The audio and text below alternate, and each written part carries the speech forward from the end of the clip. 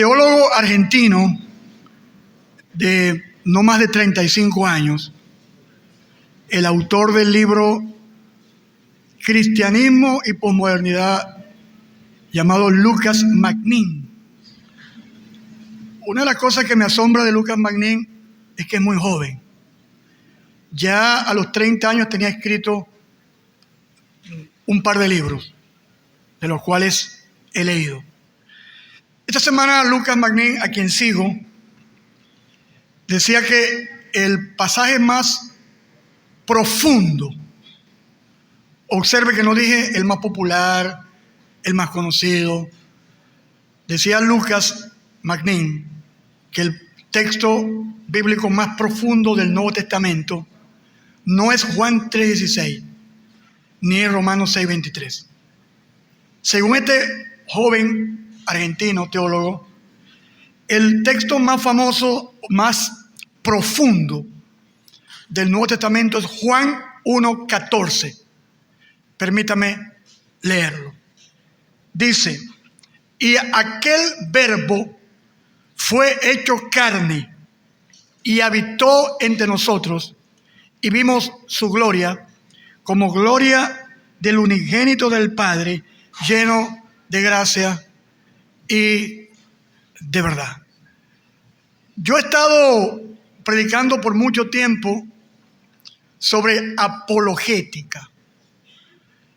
He hablado acerca de los principios de la defensa de la fe cristiana ante los falsos maestros. A partir de hoy voy a tomar un descanso apologético.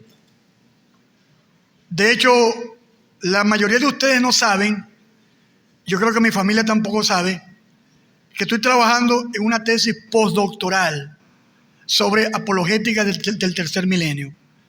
Por eso mi enfoque en los últimos meses ha sido un enfoque muy apologético, la defensa de la fe cristiana. Pero voy a dar un descanso a Gálatas acá en el púlpito, porque Gálatas lo tenemos en Minsk.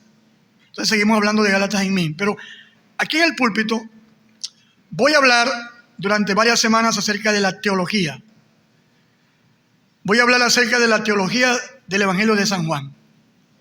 El Evangelio de Juan. Voy a tomar el Evangelio, el cuarto Evangelio, y no lo voy a explicar versículo por versículo, aunque eso sería lo ideal. Hablaba con Fraiman esta mañana que no hay mejor manera de estudiar la Biblia que versículo por versículo, pero no tengo tiempo. Si comienzo Juan, que tiene, ¿cuántos capítulos tiene Juan? 24, ¿no?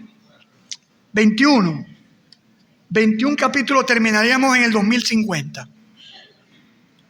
Entonces voy a hablar de Juan en algunos temas. Quiero que se coloque de pie y vamos a orar.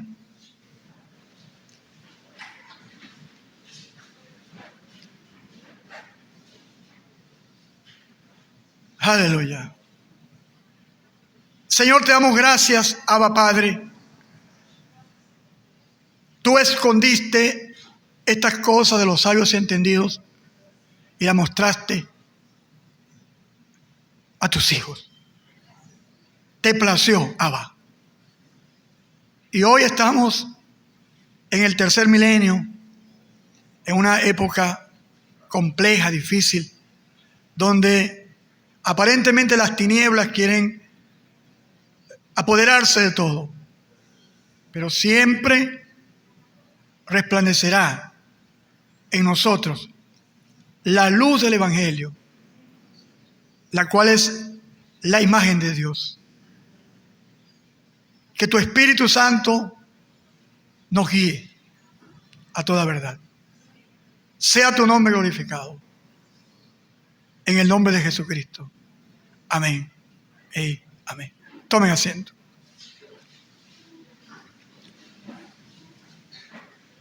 Hoy quiero hablar acerca de el verbo, la palabra, en el prólogo de Juan.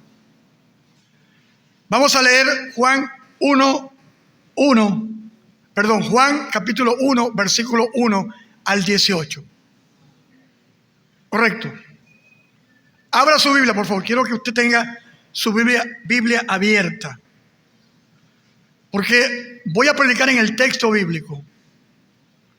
Yo necesito que usted mantenga sus ojos en el texto bíblico para que usted pueda saber si lo que estoy hablando son inventos míos o me estoy ajustando a lo que el texto bíblico enseña.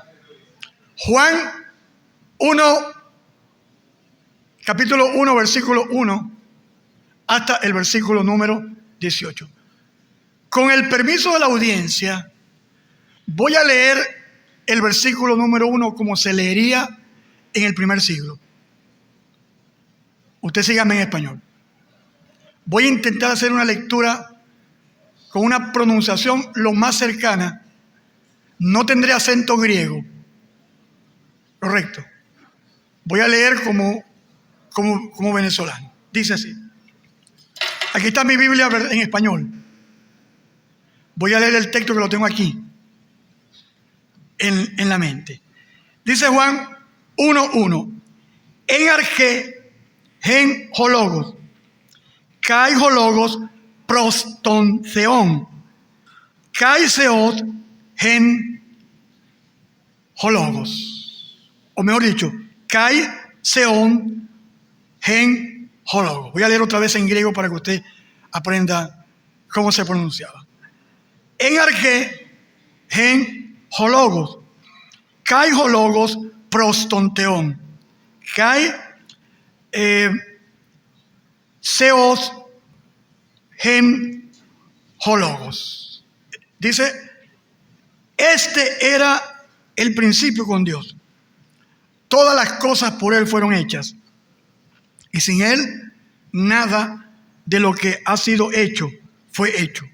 En Él estaba la vida, y la vida era la luz de los hombres. La luz en las tinieblas resplandece, y las tinieblas no prevalecieron contra ella. Hubo un hombre enviado de Dios, el cual se llamaba Juan. Este vino por testimonio, para que diese testimonio de la luz, a fin de que los que creyesen por él, no era él la luz, sino para que diese testimonio de la luz, aquella luz verdadera que alumbra a todo hombre. Venía a este mundo. En el mundo estaba, y el mundo por él fue hecho. Pero el mundo no lo conoció. A los suyos vino, y los suyos no le recibieron. Mas a todos los que le recibieron, a los que creen en su nombre, les dio potestad de ser hechos hijos de Dios, los cuales no son engendrados de sangre, ni de voluntad de carne, ni de voluntad de varón, sino de Dios. Y aquel Verbo se hizo carne y habitó entre nosotros, y vimos su gloria como gloria del unigénito del Padre, lleno de gracia y de verdad. Juan dio testimonio de él y clamó diciendo, este es de quien yo decía, el que viene después de mí, él es antes de mí, porque era primero que yo. Porque de su plenitud tomamos todos, y gracia sobre gracia. Pues la ley por medio de Moisés fue dada, pero la gracia y la verdad vinieron por medio de Jesucristo. A Dios nadie le vio jamás. El unigénito Hijo, que está en el seno del Padre, le ha dado a conocer. Gloria al nombre del Señor. La teología es el estudio de Dios. La teología es llamada la ciencia del estudio de Dios. Pero a la verdad, estudiar a Dios es un proceso muy complejo. Así que yo diría, con el respeto de mis amigos, colegas teólogos, que la teología es una aproximación al estudio de Dios. ¿Por qué? Como decía mi profesor Juan Cornell, profesor de teología y de hebreo, que el estudio de Dios es insondable. Él, el doctor Juan Cornell nos invitaba a zambullirnos en el océano de la profundidad del Señor. Pero los teólogos, el papel del teólogo es hacer un estudio sistemático a partir de los textos bíblicos para ver cuáles son las características, los atributos, las obras de Dios y el resto de los temas que tienen que ver con Dios y con su palabra. Juan es el cuarto evangelio. Tenemos 3 sinópticos, Mateo, Marcos y Lucas, se llaman sinópticos porque ven a Jesús desde una óptica parecida. Son ópticos o que ven igual, con ciertas diferencias entre uno y el otro. Pero Juan es el evangelio diferente. ¿Por qué es diferente? Porque primero la narrativa de Juan es una narrativa que no toma en cuenta tanto lo cronológico o detalla evento por evento, sino que toma la persona de Jesús y lo enmarca no en los milagros de Jesús, sino en lo que llama Juan señales. Y Juan nos narrará muy pocas señales de Jesús. Juan, el hijo de Zebedeo, el discípulo amado, el autor del libro de Revelaciones, escribe el evangelio más tardío. Los teólogos más conservadores ubican el evangelio de Juan a comienzos del año 90. Los teólogos liberales lo colocarán en el 100 y pico, cuando Juan estaba muerto. Pero la mayoría de los comentaristas están de acuerdo que Juan escribió en la última década del primer siglo y luego escribe el libro de Revelaciones, llamado en español Apocalipsis. Juan es el evangelio no de la cronología, no de los detalles minuciosos, sino es el evangelio que enseña el sentimiento interior, lo que había dentro del corazón de Jesucristo.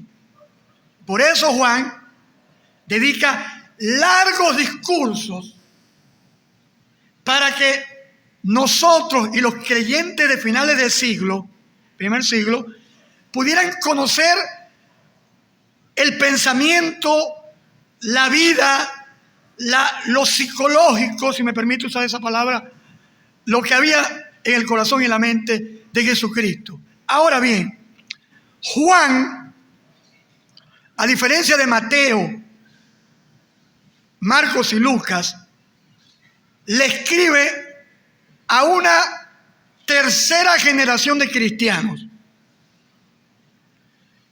Y esa tercera generación de cristianos, a finales del primer siglo, ya era 70% gentil y 30% judío.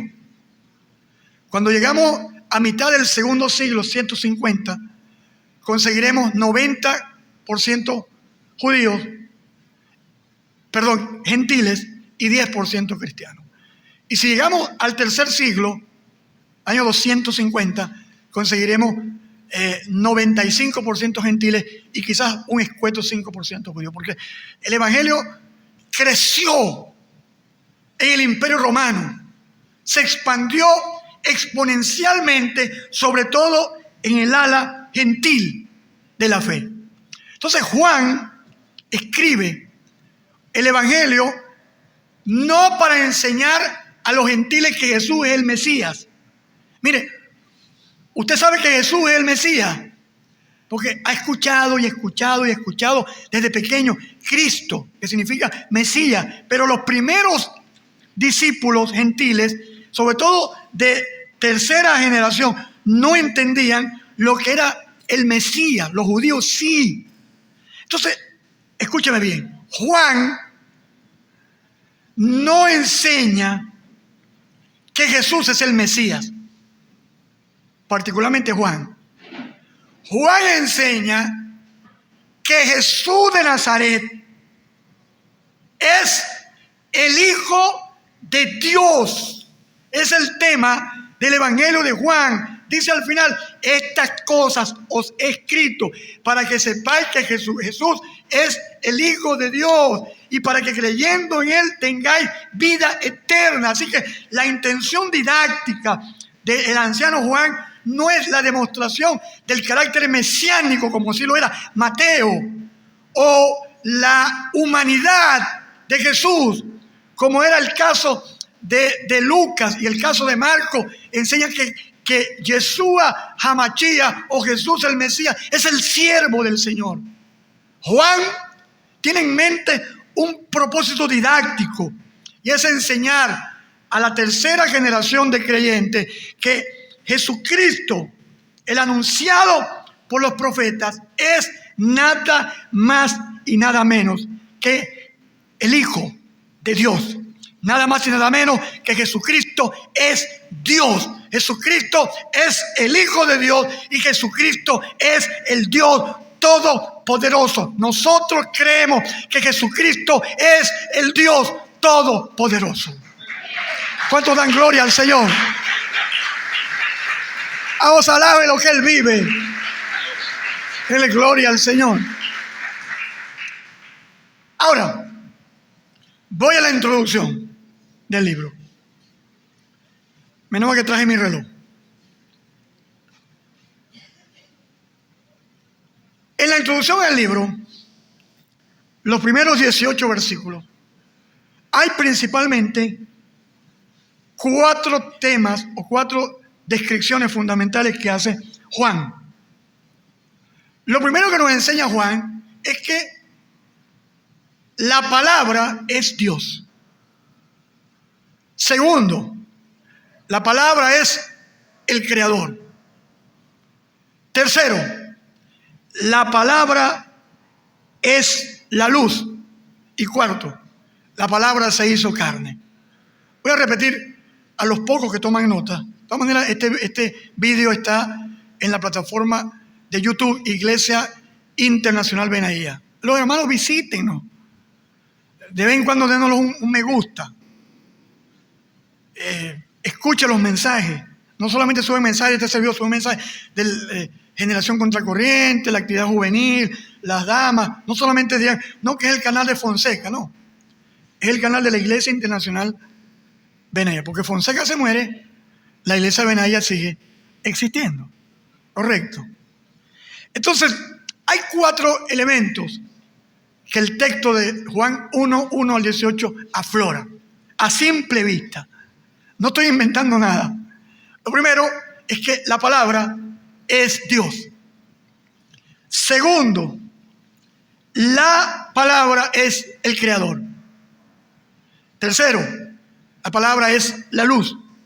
Y cuarto, la palabra se hizo carne. Vamos entonces, hablemos de que la palabra es Dios. Juan utiliza un término griego que es el término logos. El término logos es un término que usted en español maneja. Usted habla de odontólogo, traumatólogo, epidemiólogo, teólogo. El término logos es un término griego que significa dicho, palabra, sentencia, tratado y verbo, entre otras acepciones. Si usted no me cree, yo lo invito al diccionario de teología de Strong o Vine o Lothar Cohen. Cualquier diccionario serio le va a explicar este término. Juan utiliza, miren acá, un término de la cosmovisión griega, que es el término logos. Para los griegos, el logos era una especie de emanación entre Zeus, que es Dios, y el antropos, que es el hombre. Entonces, entre el antropos, de ahí viene la palabra antropología, voy a bajar mi mano un poquito más. Mi profesor de oratoria decía que el orador no puede subir más la mano de aquí de su cabeza. Yo a veces la subo hasta el cielo. Entonces, decía, entre el antropos y el seos hay una serie de emanaciones o estados intermedios que se llaman el logos. Así que el logos para los griegos era una especie de estado intermedio entre el hombre mortal y la divinidad, o Zeus para los griegos. Entonces, ya los griegos, a los cuales Juan escribe esta carta, probablemente desde Éfeso, este evangelio, tienen en su cultura, en su cosmovisión, la idea de que el Logos es un ser inmaterial, es un ser intangible, etéreo. Había que filosofar. La filosofía es el amigo de la sabiduría. El filósofo pregunta, se cuestiona, interpreta. Es lo que hace el filósofo. Entonces, para los judíos, la palabra logos era la traducción que la versión de los 70, la primera traducción del hebreo al griego, le dieron al término palabra o Torá. Entonces Juan traduce el término palabra para los judíos, la Torá, los primeros 5 libros de la Biblia, particularmente el Decálogo o los mandamientos, no eran Yahvé. Usted no va a escuchar a ningún judío decir, no, la Torá es Yahvé. No. Lo que sí va a escuchar de los judíos, y esto lo pueden encontrar en los mejores escritos rabínicos, es que aunque la Torá no es Yahvé, la Torá o la ley tiene una función importante, sagrada, dentro de la cultura judía. Cuando usted estudia el Salmo 119, va a conseguir la maravillosa virtud de la Torá. La ley del Señor es perfecta, que convierte el sencillo en sabio. Los mandamientos del Señor son buenos y todos son agradables. Los preceptos del Señor, me explico, para el judío, la ley, la Torá, tiene un papel importante. Lo otro que el judío estaba entendiendo es que cuando Juan dice en arjé, en jologo, en el principio era la palabra, el judío tiene en la mente Bereshit, el libro de Génesis, el comienzo. En el comienzo, Elohim creó los cielos y la tierra. Cuando Juan, como judío, escribe en el principio era la palabra, el judío no podía obviar Génesis 1:1, el comienzo de todo. En el comienzo, Elohim creó los cielos y la tierra y habló Elohim. El judío sabía que el Eterno creó el universo a través de su palabra. Entonces, cuando Juan dice, en el comienzo era la palabra, los griegos pensaban en las emanaciones etéreas, intangibles de la filosofía, esos seres intermedios. Y los judíos estaban pensando en la ley, en la Torá. De hecho, las versiones judaicas traducen en el principio era la Torá. Ahora, Reina Valera traduce verbo. ¿Por qué Reina Valera traduce verbo y no palabra? Simplemente porque el traductor de Reina Valera era un español. Era un ex sacerdote, Casiodoro de Reina. Y para los españoles, el verbo es la parte de la oración con autonomía sintáctica. ¿Qué significa?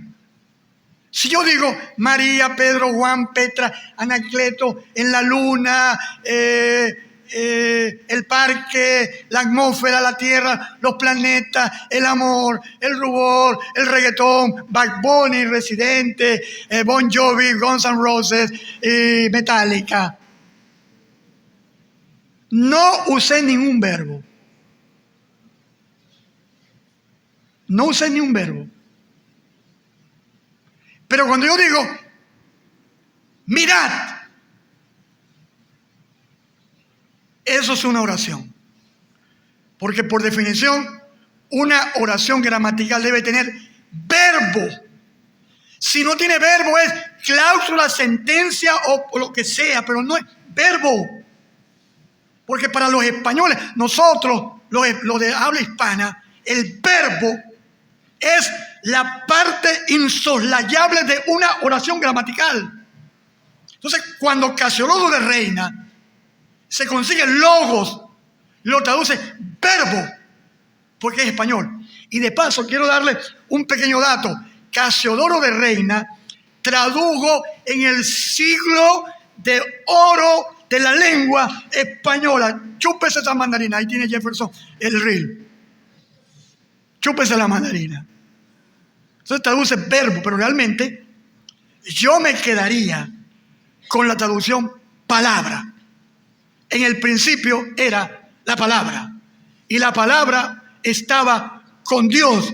Y la palabra era Dios. Por eso decimos que Jesús, el Hijo de Dios, Jesús de Nazaret, según el prólogo, los primeros versículos del Evangelio de Juan, Jesucristo no es un Dios. Jesucristo no es un ser creado como lo dicen los testigos sin Jehová. Jesucristo no es solamente un gran humanista, no es sencillamente el mártir del Gólgota. Jesucristo no es solamente un gran maestro, rabí. Jesucristo no es solamente la gran figura de la historia. Juan capítulo 1, versículo 1 al 18, enseñan tajantemente, directamente, enseñan de forma poderosa que Jesucristo es Dios mismo. Jesucristo es Dios. ¿Cuántos dan gloria al Señor? Jesucristo es nuestro Elohim, nuestro Dios y Salvador Jesucristo. Aleluya. Ahora, dice Juan que en el principio era la palabra. Ahora, lo que pasa es que necesitamos televisores 6K. Escuché por ahí un 9K que la Samsung acaba de fabricar. Una cosa loca. El televisor mío creo que es medio K. K dividido entre dos, medio K. Pero el texto griego nos ofrece una figura hermosa. La última palabra de la última oración es la primera de la segunda, y así sucesivamente. Es decir, la primera oración termina con verbo, la segunda en griego comienza con verbo o palabra, logos. Y la última de la segunda, que es Theos o Dios, es la primera de la segunda. Sí, esta palabra, la última, la primera es igual. Esta palabra, la última, eso es una figura bien hermosa. Es un paralelismo que Juan utiliza para adornar este hermoso versículo. Lo primero que nos dice Juan es que en el comienzo de todo ya el verbo existía. Y utiliza el tiempo imperfecto. Míreme acá, no se me distraiga. Estamos enseñando verdades muy profundas. En el comienzo, en Arqué, en Berechit, en el comienzo de todas las cosas, ya el verbo existía. Y utiliza en griego el imperfecto. El imperfecto es una acción que se prolonga en el pasado, que no tiene comienzo ni tiene fin. Es decir, lo que habla Juan es que ya en el comienzo de todas las cosas, ya la palabra existía. Jesús es eterno. Jesús, el Espíritu Santo y el Padre son nuestro Dios eterno. Un Dios que existe y coexiste en tres personas. La persona del Padre, la persona del Hijo y la persona del Espíritu Santo. Cuando comenzó todo, ya Jesús existía. ¡Aleluya! El credo de Nicea y de Constantinopla, del cual elaboré un trabajo para tesis doctoral, dice que creemos que Jesucristo es engendrado, mas no creado. Dice Juan que a Dios nadie lo conoció jamás, el unigénito del Padre. Unigénito, el único engendrado. Es decir, Elohim no crea a Jesús. Jesús no es un ser creado. Eso es una herejía. Jesús fue engendrado desde la misma esencia o hipóstasis, de la misma naturaleza del Padre. Él fue engendrado de su misma esencia, de la esencia del Padre mismo. Así que Jesús no es un ser creado. Jesús ha sido engendrado desde la eternidad. Jesús es coexistente y subsistente con el Padre y con el Espíritu Santo. Esa es la doctrina tan mal entendida de la triunidad. Entonces, dice Juan que en el comienzo de todo, ya el Verbo era, existía. Jesucristo es el eterno Hijo de Dios, dice Pedro. No hemos sido comprados por piedras preciosas o cosas incorruptibles, sino por la preciosa sangre de Jesucristo, como un cordero inmolado antes de la fundación del mundo y manifestado en los últimos tiempos para nuestra salvación. Mire, Jesucristo no es el producto de los malos cálculos de Dios. Jesucristo es Dios mismo en la eternidad con el Padre. Dice la Escritura, en el comienzo de todo, ya la palabra existía. Lo otro que dice es que la palabra estaba cerca de Dios. Juan va a decir, el Verbo estaba en dirección a Dios, hablando de la cercanía del Padre y del Hijo. Jesús lo dice en Juan, el que me ha visto a mí, ha visto al Padre. ¿Cómo vas a decir, Felipe, muéstranos al Padre y te creeremos? El que me ha visto a mí, ha visto al Padre. El apóstol Pablo Saulo de Tarso decía que Jesucristo es la imagen del Dios invisible. Si usted quería ver al Padre, tenía que ver a Jesucristo. Y Jesús dice, ¿cuánto tiempo he estado con ustedes? Y usted me dice a mí, muéstranos al Padre. El que me ha visto a mí, ha visto al Padre. Jesucristo es de la misma esencia. Jesucristo estaba y estará para siempre con el Padre. Y lo más glorioso que les quiero decir esta mañana es que Jesucristo no solamente está y estará con el Padre, Jesucristo está y estará por la eternidad con usted también. Aleluya. Levante su mano y diga conmigo, Jesucristo y yo somos inseparables. Qué empeño de la gente de separarse. Y si yo peco y me voy para el infierno, y si yo le saco la madre a Maduro o a Capriles, me voy para el infierno, ya se acabó todo. Qué gana de la gente de apartarse del Señor.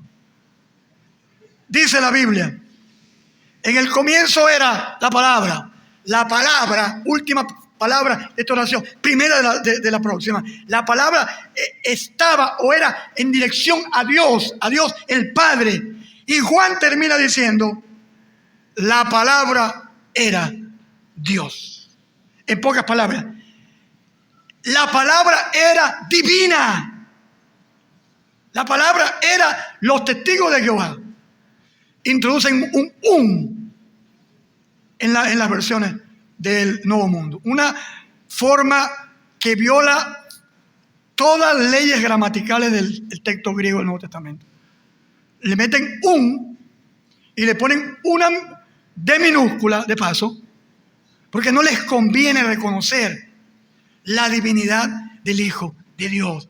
Porque si reconocen que Jesucristo es el Señor, y como el famoso científico Josh McDowell, el autor de Evidencia que exige un veredicto 1 y 2, existe el número 2, por si acaso. Yo lo tengo en físico. McDowell se puso a estudiar las evidencias de la resurrección para desvirtuarla, como agnóstico, ateo, qué sé yo. Y después de estudiar concienzudamente, científicamente, metodológicamente, se dio cuenta que por cada evidencia en contra tenía 10 a favor. Entonces, como científico, tenía que aceptar el peso de la evidencia de forma objetiva. Porque ¿qué es la verdad? La verdad es la demostración de un hecho objetivo. Esa es la verdad. Entonces, resulta que McDowell planteó un trilema. Jesucristo, Dios, lunático o falsante. Famoso trilema de Josh McDowell. Vino a Maracaibo hace años, yo lo conocí en persona. Y comenzó a eliminar elementos del trilema. No es un farsante, indudablemente. No es un lunático. Entonces es Dios. Llegó a una conclusión lógica. Entonces McDowell dijo esto: si Jesucristo es Dios, está demostrado ya. Tengo evidencia que exige un veredicto. Entonces, ¿qué debo hacer? O lo desecho, renuncio a él, o lo adoro y lo recibo. No tenía para dónde agarrar. No había para dónde agarrar. Y McDowell dice que Jesucristo es el Señor. Por tanto, debo reconocerlo. Y hoy en día, Joseph McDowell, un hombre ya adulto, está por todo el mundo dando conferencias sobre la fe cristiana y Jesucristo. Entonces, cuando los testigos de Jehová y cualquier grupo herético manipulan el texto, es porque no les conviene. Es más conveniente un y un Dios con D minúscula, porque no quieren someterse al señorío de Jesucristo. Decía Juan Driver, famoso teólogo fallecido el año pasado, anabautista, decía lo siguiente: Jesucristo es más un Señor a quien seguir que un Salvador en quien creer. Entonces, si yo reconozco que Jesucristo es Dios, debo someter toda mi existencia a su señorío. Pero no, los evangélicos comienzan así: hice una oración y lo recibí como Salvador. Eso fue en el año 1999. Y llevan pasando casi 30 años y estoy pensando a ver si lo recibo como Señor. Decía el doctor, también fallecido: lamentablemente los buenos teólogos se están muriendo. No sé si convertirme en un buen teólogo, no sea que me muera, pero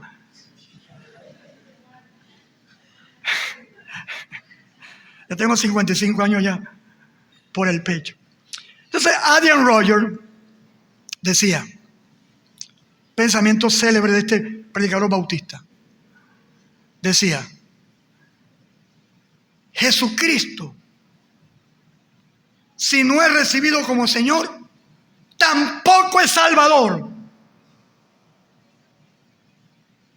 ¿Escuchó lo que dijo Adrian Rogers? Si Jesucristo no es reconocido como Señor, tampoco será salvador. ¿Por qué? Porque Romanos capítulo 10 dice: si confesares con tu boca que Jesucristo es el Señor y creyeres de corazón y que Dios lo levantó de los muertos, serás salvo. Nadie se salva por reconocer a Jesucristo como Salvador. Para ser salvo hay que reconocer a Jesucristo como Señor.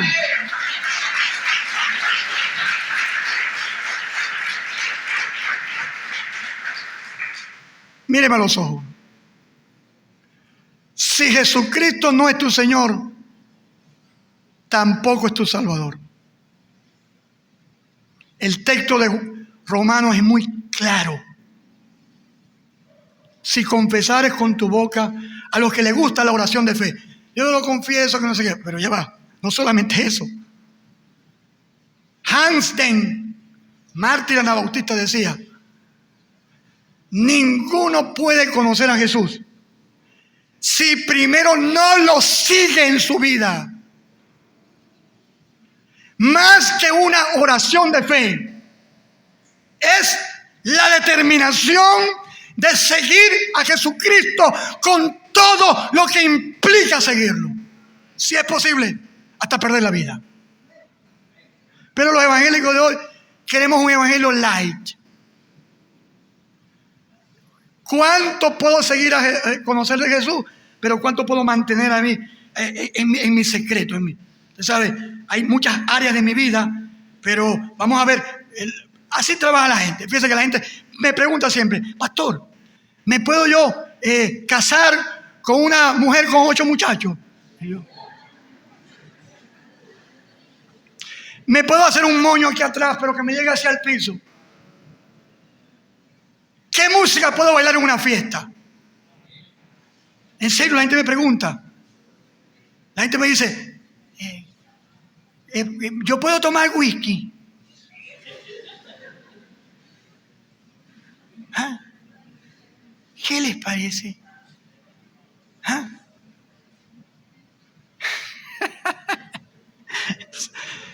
Entonces los evangelicuchos de hoy, no me refiero a ustedes.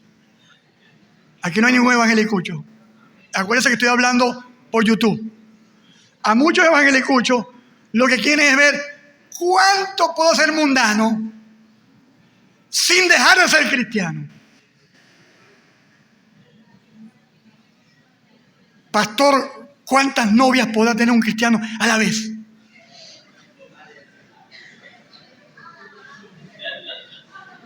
¿Y sabe qué dice el José Fonseca por dentro? Había una comiquita en Panorama, había un tipo que era así tranquilo, ¿no? Y él de pronto se le salía el yo interior. Y como el yo interior hacía desastre, pero el tipo muy calmado. Entonces, si yo pintara, cuando me hacen esa pregunta, pintara mi verdadero retrato, yo decía: desgraciado, te voy a dar, pero...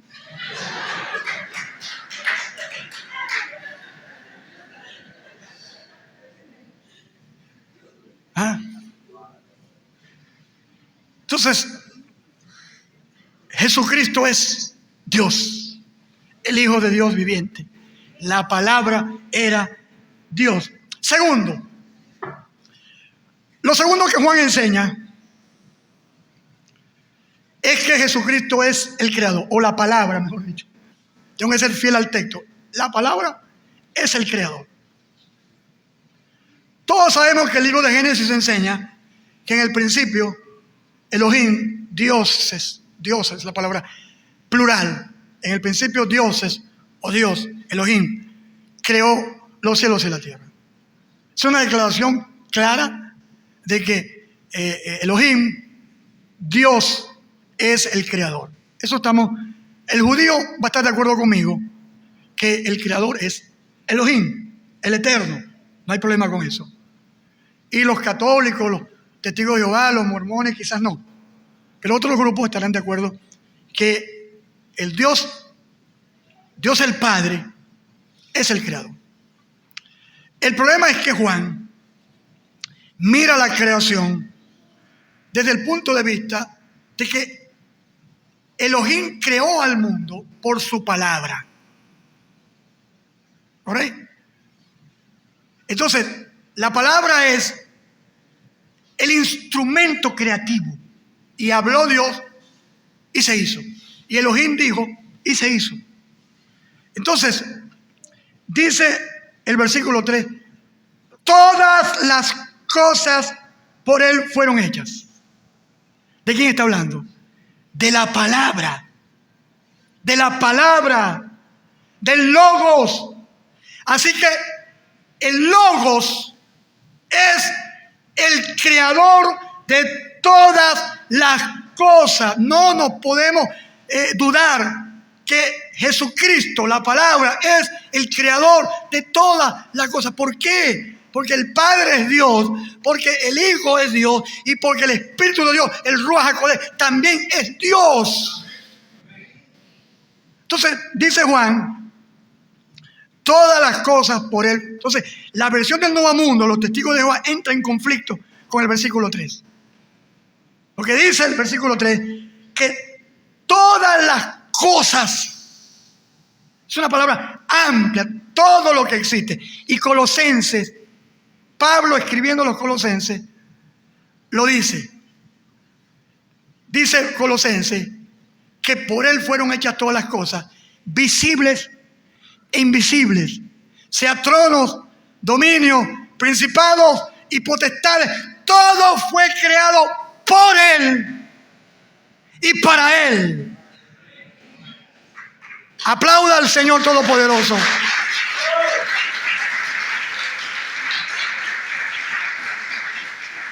¿Quién creó los principados y potestades, lo visible y lo invisible? El Señor Jesucristo.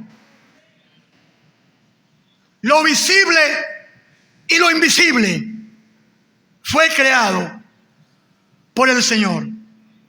Y dice, todas las cosas por Él.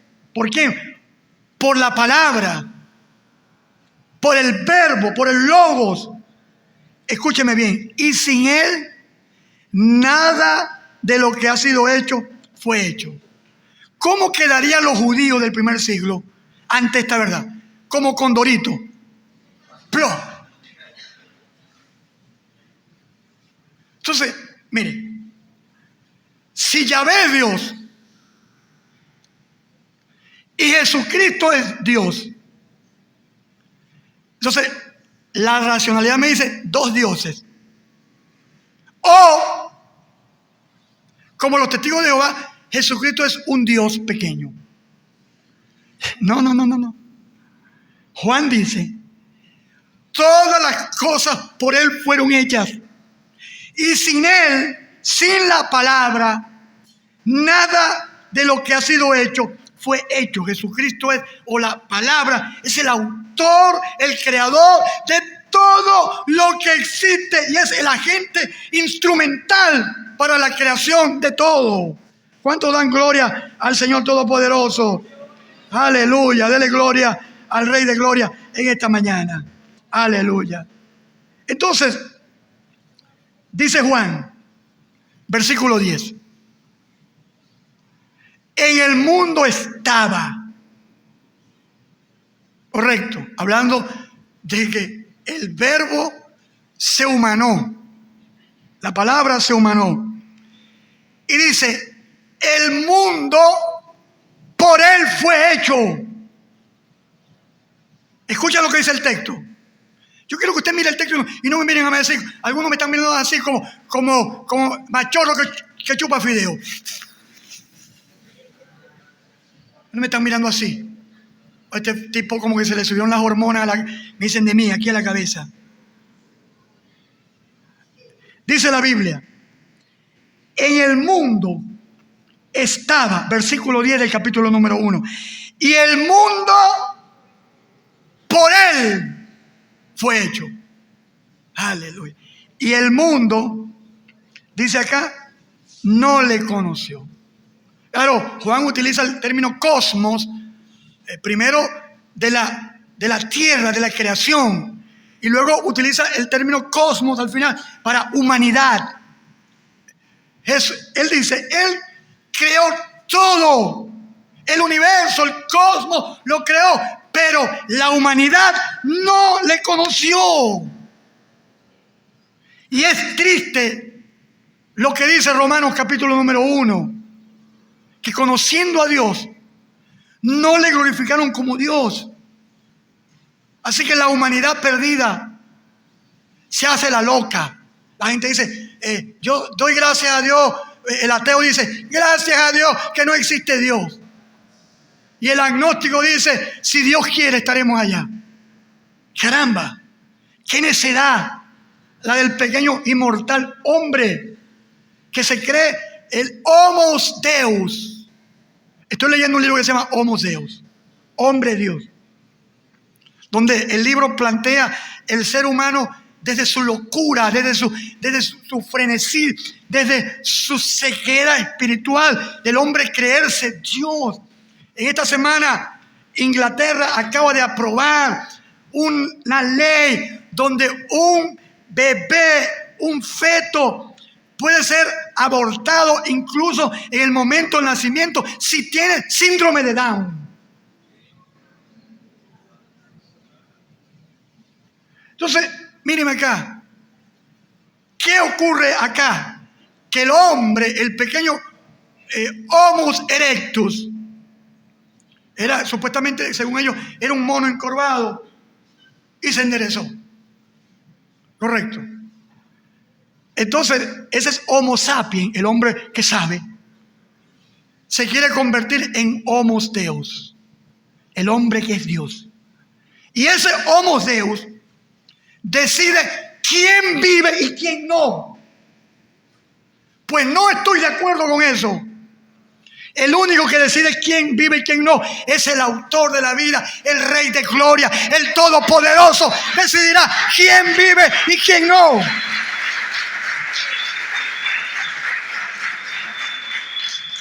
Entonces dice la Biblia, en el mundo estaba, dice Juan capítulo 1:10, en el mundo estaba, hablando de la tierra habitada. Y luego utiliza, y el mundo fue por el hecho, la creación, pero el mundo no lo recibió, la humanidad. Es decir, Juan utiliza cosmos en 3 sentidos diferentes. Entonces, dice la Biblia que Él es el creador de todas las cosas. Voy a cerrar aquí porque no quiero esta mañana atiborrarlo de conocimiento.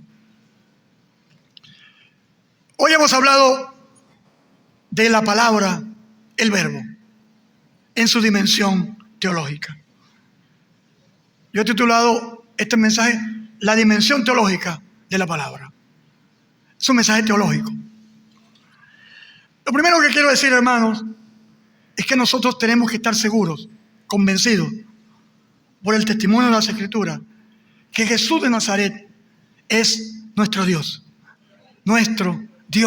todopoderoso. Jesucristo es el Señor, el Rey de Gloria, el Dios todopoderoso. A Él debemos toda gloria y adoración. Cuando usted levanta sus manos y dice Jesucristo, aleluya, Padre, Espíritu Santo, estamos adorando al Dios verdadero, al Dios triuno, el Señor en el cual hemos creído. En el comienzo era la palabra. Está hablando del carácter eterno del Hijo de Dios. Desde la eternidad hasta la eternidad, tú has sido Dios. Proverbios habla de que la sabiduría es eterna. La sabiduría en Proverbios probablemente se refiere a la ley, a la Torá, a la preexistencia de ese elemento. Para los judíos, este mensaje es tropezadero. Y para los gentiles, a los griegos, es locura. Pero para usted y para mí, entre judíos y griegos, Jesucristo es sabiduría, revelación y conocimiento de Dios el Padre. Jesucristo es el Señor. Aleluya.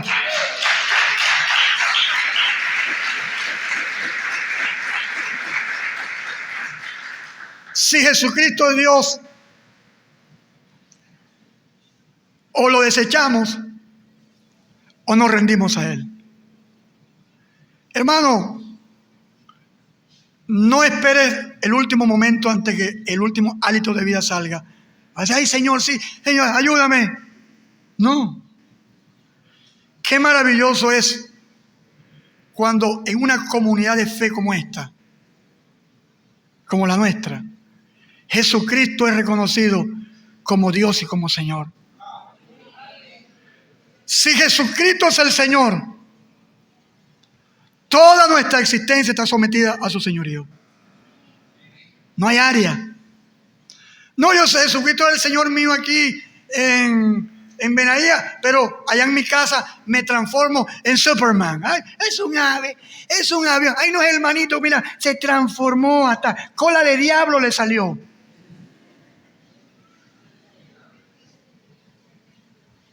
Entonces, usted no puede decir que Jesucristo es el Señor.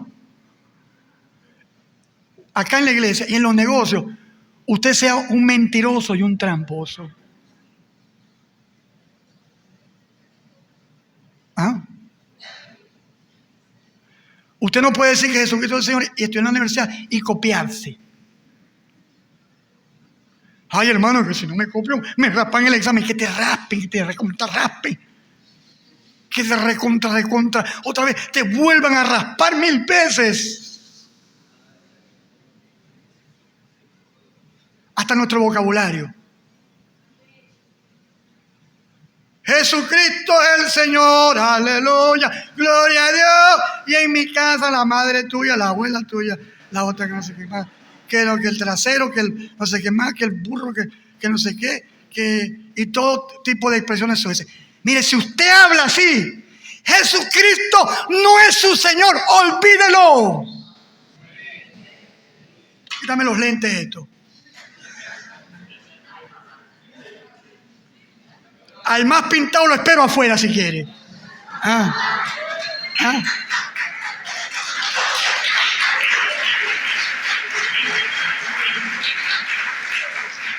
Pero ¿para qué lo espero afuera? Para abrazarlo como hermano en Cristo. Venga, mi hermano. ¿Qué le pasa a ustedes? ¿Qué le pasa a ustedes? Entonces Jesucristo es el Señor, por cierto, y le chocan el carro y se baja el hermanito. Y buscando la llave cruz. Porque dice la Biblia, toma tu cruz y sígueme.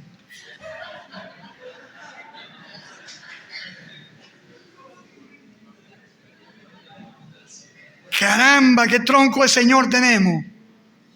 O sea, Jesucristo es el Señor de todo menos de mis finanzas.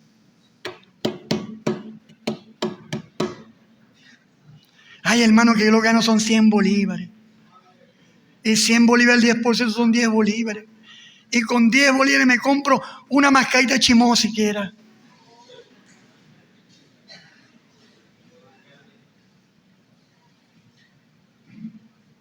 Si Jesús es tu Señor, debe ser el Señor de todas las áreas de tu vida.